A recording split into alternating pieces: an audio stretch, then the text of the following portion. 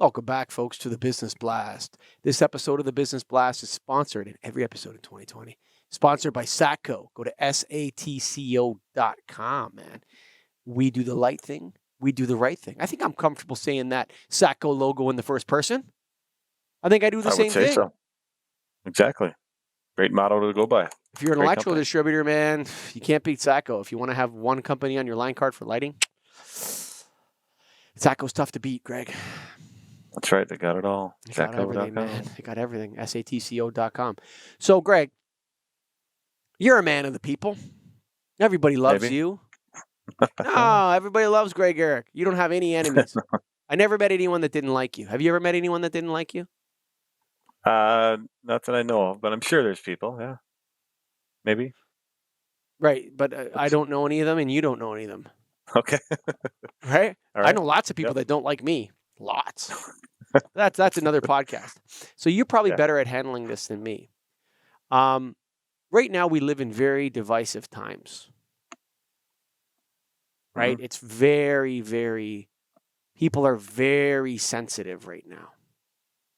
And there's a significant group of our population that's on extremely different sides of an argument. Now, I've always maintained in my business that we don't like to talk about politics and religion much, but people tend to like to talk about politics and religion and social issues, especially in days like these.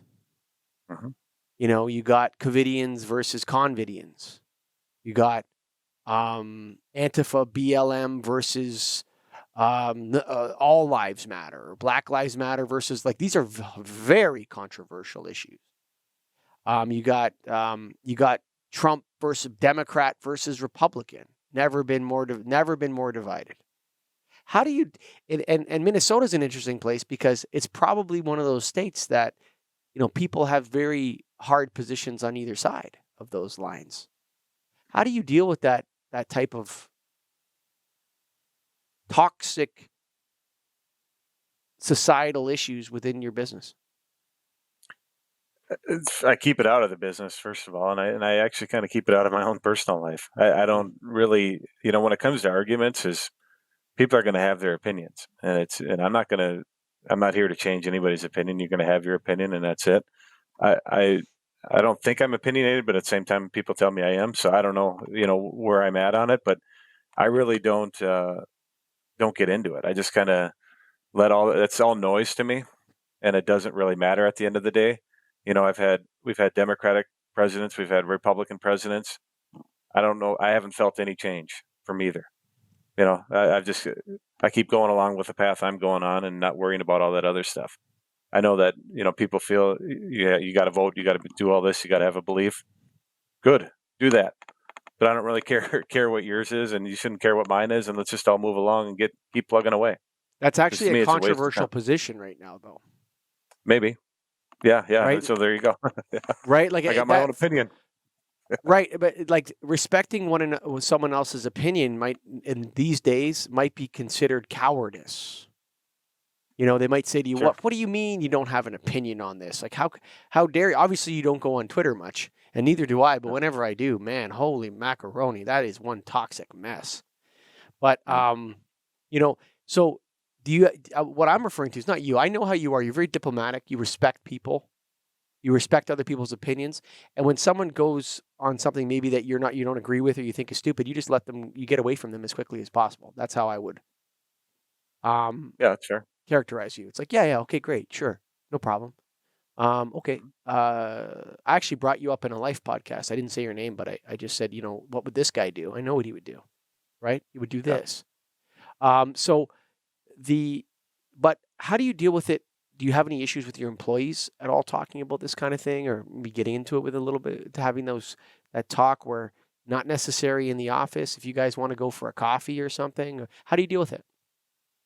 Yeah, if we had that, that's how I deal with it. I don't feel that we do have that, though. You know, I think people kind of respect the workplace, and I'm not saying we're perfect or whatever, but it's just, I think that's two separate things.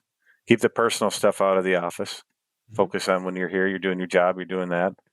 And all your opinions and everything can be talked about after work hours or off work or whatever it might be.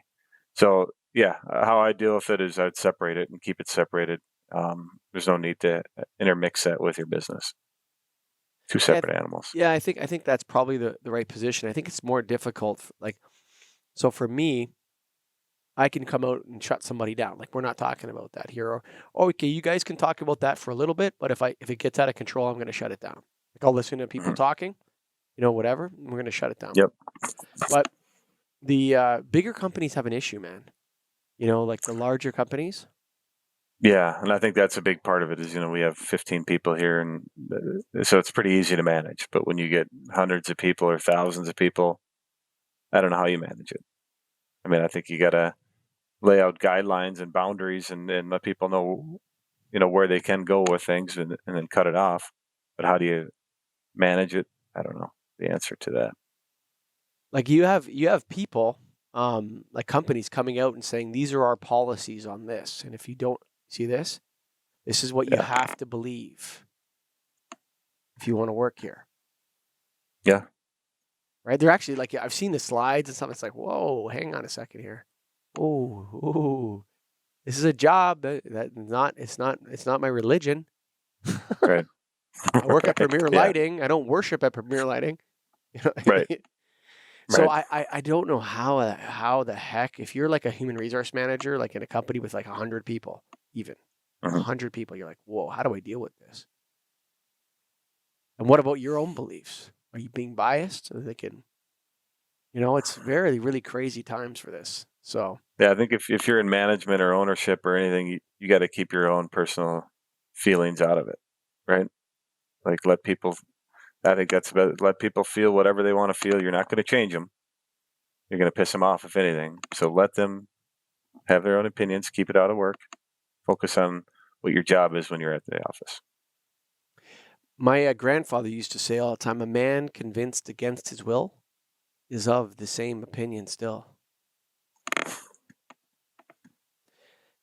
Thank you, folks, for listening to the the Business Blast. That's right, Business Blast. This is a Biz Blast. It's a tough one. I don't know. I just wanted to chat about it with my old friend Greg about the culture wars and if they're entering your business or not. But for right now, there's no culture war here when it comes to Satco. They do the right thing. We do the light. We do the light thing. We do the right thing. That's satco.com. If you're an electrical distributor and you want to have one lighting, if you need one lighting company on your line card, it has to be Satco. They got all the legacy bulbs. They support the old product. They got a full line of LEDs and fixtures, Greg. Everything, man. Such a great company. You got it all. Check them out. satco.com. Thanks for listening.